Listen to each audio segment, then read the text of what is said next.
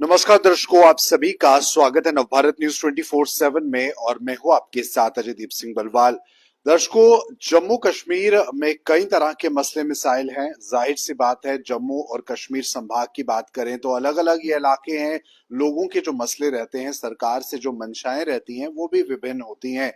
लेकिन अगर हम देश की बात करें तो देश के आम बजट को लेकर इस समय सियासी गलियारों में भी चर्चाएं जो हैं वो काफी ज्यादा प्रमुख हैं, क्योंकि साल 2025 का आम बजट जो है वो जल्द पेश होगा। ऐसे में जम्मू कश्मीर में भी नई सरकार का गठन हुआ, मुख्यमंत्री उमर अब्दुल्ला बने और ऐसे में अब जम्मू कश्मीर की जनता को नई सरकार से भी बहुत उम्मीदें हैं। और इस बजट में जम्मू कश्मीर के लिए क्या विशेष रहेगा, सरकार किन बातों को प्रमुख तौर पर चाहती है कि बजट में वो चीजें हो, उसे लेकर बातचीत करेंगे। इस समय हम जम्मू कश्मीर और जम्मू के नेशनल कॉन्फ्रेंस कार्यालय में मौजूद हैं।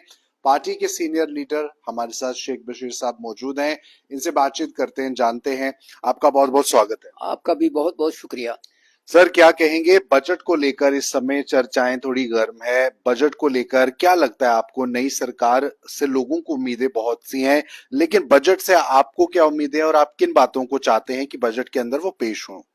जी, 5-6 साल के बाद यहाँ गवर्नमेंट बनी है लोगों की, और वो जो गवर्नमेंट बनी है उस गवर्नमेंट में लोगों को उम्मीद बहुत ज़्यादा है, उम्मीदें। क्योंकि 6-7 साल से बैरोक्रेटिक सेटअप के तहत यहाँ बहुत सी चीज़ें हुई हैं और वहाँ लोग बेबस भी थे, कोई सुनने वाला नहीं था। अब लोगों को ये जो अपनी चुनी हुई गवर्नमेंट मिली है, उसके बाद उनको उम्मीद हो गई है कि उनके जो इश्यूज हैं वो हल होंगे। जहाँ तक बजट का ताल्लुक है, बजट चूंकि यूटी का जो बजट है वो सेंट्रल गवर्नमेंट बनाती है। अब चूंकि असेंबली है यहाँ, असेंबली ने एक खाका तैयार करना है, उसमें बहस होगी। और जहाँ तक मुझे याद पड़ता है कि जो लास्ट उमर साहब की कैबिनेट थी या बजट थी 2014 में, वो 7,800 करोड़ थी, थोड़ा सा उससे बढ़ के शायद, लेकिन उसमें लद्दाख भी शामिल था। अब चूंकि जम्मू और कश्मीर है और लद्दाख अलग हो गया है, तो इस वक्त जो एलजी साहब जिस बजट पे काम कर रहे थे वो बजट 1,18,500 करोड़ थी। अब चूंकि लोगों की जो नुमाइंदे हैं वो बहस कर रहे हैं और मुश्किलात बड़ी हैं, लोग टैक्सों के नीचे दबे हुए हैं, महंगाई आसमान को छू रही है, बेरोजगार नौजवान सड़कों के ऊपर हैं, बहुत से अदारों में स्टाफ नहीं है, स्कूलों में स्टाफ नहीं है, अस्पतालों में पैरामेडिकल स्टाफ नहीं है, डॉक्टर्स नहीं है। इन सब को इकट्ठा करके जो इलेक्टेड रिप्रेजेंटेटिव हैं, एमएलएस, उनकी जवाबदेही लोगों के सामने है और गवर्नमेंट की जवाबदेही भी लोगों के सामने है। तो इसमें अभी प्री बजट डिस्कशन तो अभी शुरू नहीं हुआ है, लेकिन हाल ही में 2 दिन पहले दिल्ली में एक मीटिंग हुई है जिसमें सारे इंडिया के जो लोग हैं, जिसमें जम्मू कश्मीर के एमएलए भी कुछ गए थे, उन्होंने कोई उनको खाका दिया हुआ है, कोई डिस्कशन हुई है बजट के ऊपर। लेकिन इस उम्मीद के साथ हम समझते हैं कि नया बजट लोगों का बजट होगा, लोगों के नुमाइंदों का बजट होगा। और ये भी मैं समझता हूँ कि हर एक चीज बैक वक्त पूरी नहीं होती। बिल्कुल बशीर साहब, यहाँ पर अभी हाल ही में 8th पे कमीशन को लेकर प्रधानमंत्री मोदी ने बड़ा फैसला किया। साल 2026 में उसको लागू भी कर दिया जाएगा। दिल्ली में चुनावों का माहौल है, प्रचार जोरों से चल रहा है। लोग ये भी कह रहे हैं कि सियासत हो सकती है और लुभाने का एक कोशिश है। चलो जो भी है, ऐसे में अगर हम जम्मू कश्मीर की बात करें, असेंबली सेशन से पहले यहाँ पर डीए को लेकर बहुत सी बातें चल रही हैं। क्या ये भी आपके दायरे में है? सरकारी कर्मचारियों को डीए को लेकर थोड़ा बढ़ोतरी हो, क्या इस पर कहेंगे? जी, बिल्कुल इशू तो है। 8th कमीशन 2026 में लागू होना है और जो डीए वगैरह का इशू है, ये तो इश्यूज हैं। और जो गवर्नमेंट बनी हुई है वो इसके ऊपर इश्यूज, इन इश्यूज के ऊपर बातचीत कर रहे हैं, फाइनेंस के एक्सपर्ट्स लोग जो बातचीत कर रहे हैं। लेकिन मेरा सवाल दूसरा है कि जब हम, मैं पूरे पूरे मुल्क में 51 लाख के करीब जो है एम्प्लॉइज हैं, जो मैं परसों एक लिस्ट देख रहा था, तो मैं समझता हूं कि इससे हट के इंसान को सोचना है कि जो मुलाजिम नहीं है, जो सुबह कमाता है शाम को खाता है, उसके लिए क्या सोच रहे हैं हम। एक आदमी 50,000 रुपया तनख्वाह लेता है या लाख रुपया तनख्वाह लेता है, उसको डीए की भी जरूरत है, उसको दूसरी चीजों की भी जरूरत है, वो हम प्रोविजन रख लेते हैं। लेकिन बजट का इंतजार उन लोगों को होता है जो सुबह से लेकर शाम तक मेहनत करते हैं कि उनको क्या सहूलियत आप दे रहे हैं।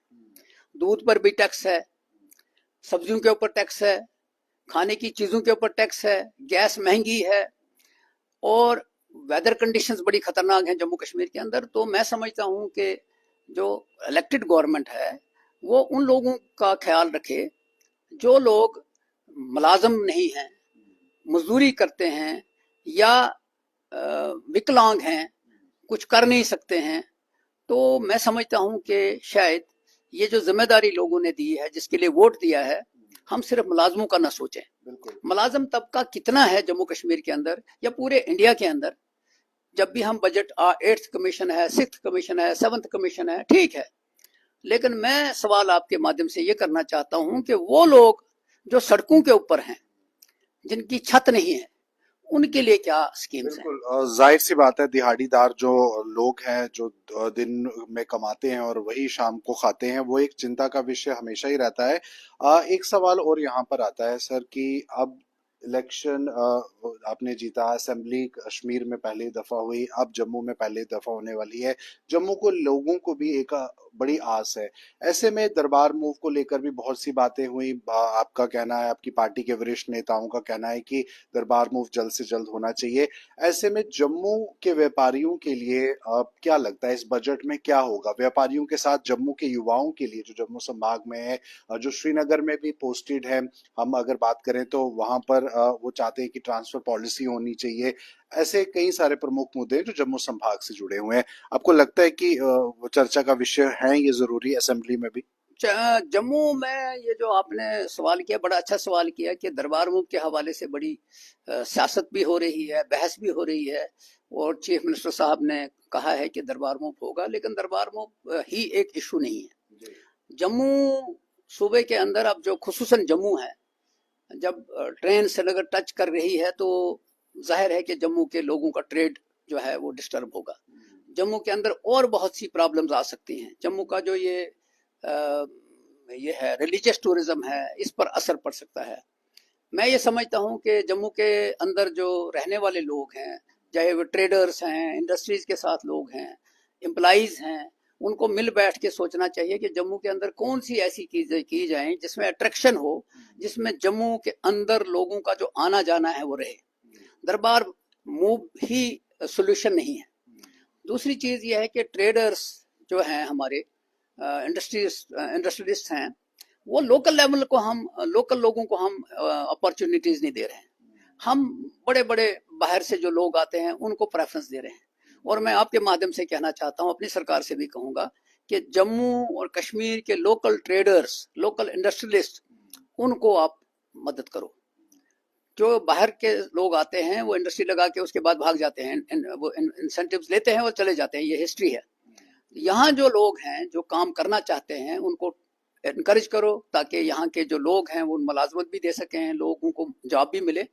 और साथ ही साथ जम्मू के अंदर कौन सी चीजें की जाएं, जिसमें जो खूबसूरत मकाम है हमारे, भद्रवा में है, पत्नी टॉप है, सुरईसर है, ये है मानसर है, या और भी बहुत सी जगह, इवन यहाँ नूरी छंब है पुंछ में, रजौरी में बहुत से मकामात को, किश्तवाड़ में मकामात को डेवलप किया जा सकता है। उस पर तवज्जो देनी चाहिए ताकि जम्मू के अंदर लोग जो आए वो यहाँ रुकें और उसके बाद इन जगहों पे जाके यहाँ इस चीज को बचाया जा सकता है।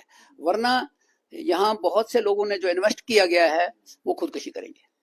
सर सवाल ये भी था साथ में कि ट्रांसफर पॉलिसी को लेकर आपको क्या लगता है? जम्मू के जो संभाग से लोग हैं, कश्मीर में वो जॉब करते हैं, टारगेट किलिंग का शिकार भी हुए, एक बड़ा लंबा प्रदर्शन जो है वो भी चला। ऐसे में आपको लगता है कि अब ट्रांसफर पॉलिसी को लेकर कुछ किया जाना जरूरी है? बहरहाल मैं दो चीजें कहूंगा, इसमें दो हिस्से हैं। एक हिस्सा है वो है कि जो मुलाजिम कश्मीर में गए हैं, जो वहाँ शॉर्टेज थी वो गए वहाँ, वो लगे वहाँ। दूसरा ये है कि वो मुलाजिम जिनकी अपॉइंटमेंट वहां हुई कैटेगरी में। अब ये दो हिस्से हैं। इस पर मुझे याद है पहले भी एक दो फैसले हुए थे, लेकिन उसके ऊपर शोर उठता है। अब चूंकि असेंबली है तो असेंबली के अंदर जिस वक्त ये चीजें डिस्कशन होंगी, उसके बाद गवर्नमेंट अलाइव है इन चीजों के ऊपर कि बहुत से लोग जो है 10 साल पहले 15 साल पहले वहां लगे हुए हैं, अगर वो ट्रांसफर पॉलिसी रिव्यू हो ताकि उनको मौका मिले कि घर के नजदीक आ जाएं। यहाँ चूंकि जो कार्डर होता है, एक है स्टेट कार्डर, स्टेट कार्डर की पोस्ट पे जब जाता है तो वो कहीं भी लग सकता है। एक है डिविजनल कार्डर, वो कश्मीर डिवीजन है और जम्मू डिवीजन है। उसके बाद है डिस्ट्रिक्ट कार्डर। तो जिस वक्त कार्डर्स के अंदर अपॉइंटमेंट्स होती हैं तो वहां मुश्किल होता है, लेकिन गवर्नमेंट जब इलेक्टेड हो तो हर एक चीज के ऊपर संज्ञान ले सकती है, हर एक के ऊपर डिबेट कर सकती है और मशवरे भी ले सकती है, और उसके बाद लोगों की एक्सपेक्टेशन को भी पूरा किया जा सकता है। जाहिर सी बात है, लोगों की एक्सपेक्टेशन को पूरा करना सरकार का कर्तव्य है, सरकार का दायित्व है। सरकार को जो है वो एक अच्छे वोट्स के साथ जनता ने ही जीत दिलवाई है। लेकिन जम्मू में आने वाले समय में असेंबली होगी, किस तरह का असेंबली सेशन रहेगा वो देखना होगा। लेकिन उससे पहले जिस तरह का आम बजट भी पेश होगा जम्मू कश्मीर के लिए, क्या कुछ खास रहेगा, क्योंकि केंद्र शासित प्रदेश इस समय जम्मू कश्मीर है और वही साथ ही साथ नई निर्वाचित सरकार भी जम्मू कश्मीर के लोगों को मिली है। किस तरह से उमर अब्दुल्ला का इसमें हस्तक्षेप भी होगा बजट को लेकर, किन बातों को वो भी सामने रखेंगे, ये सब चीजें मंथन करने वाली हैं। क्योंकि इससे पहले भी उमर साहब ने, अगर हम बात करें तो इंडस्ट्री से जुड़े लोग, व्यापार से जुड़े लोग, उन्हें लेकर मीटिंग्स भी की हैं, चाहे जम्मू कश्मीर में चाहे जम्मू कश्मीर से बाहर। तो ऐसे में व्यापारियों की भी एक आस है, एक उम्मीद है। तो क्या कुछ रहेगा उसे देखना होगा। लेकिन फिलहाल इस इंटरव्यू को लेकर अपनी राय जरूर कमेंट बॉक्स में साझा कीजिए। मुझे दीजिए इजाजत, नमस्कार। शुक्रिया।